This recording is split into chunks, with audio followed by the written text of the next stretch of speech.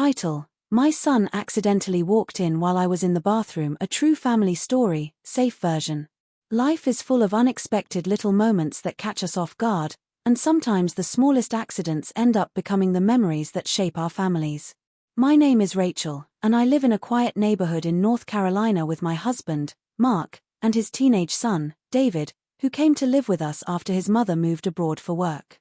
David was 16, thoughtful but often shy, and adjusting to our blended family life wasn't always easy for him.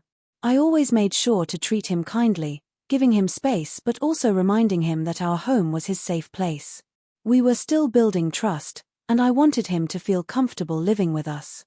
One ordinary Saturday morning, something completely unplanned happened that left both of us red-faced but taught us important lessons about respect, communication, and family boundaries. It was such a simple moment, but it changed the way we interacted forever. That morning, I was rushing around the house.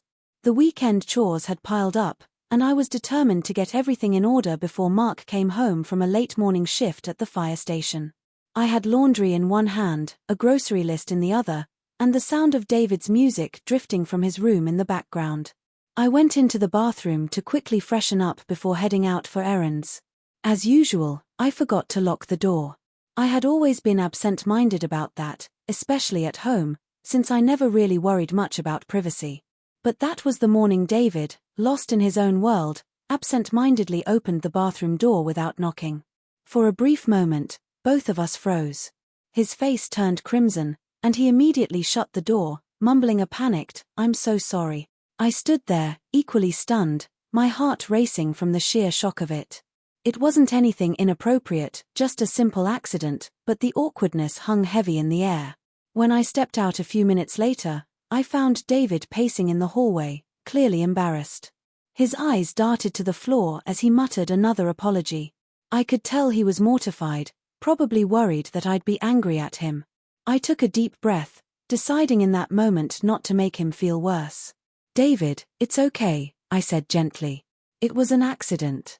Next time, just knock first, all right?" He nodded quickly, his relief visible, though he still couldn't quite look at me. Later that day, as I drove us to the grocery store, I noticed how unusually quiet he was.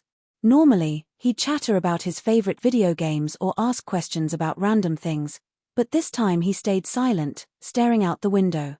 I realized he was still embarrassed. So I tried to lighten the mood. "You know," I said with a laugh, "when I was your age, I walked in on my dad shaving once, and I thought I had ruined his morning forever." But he just laughed about it.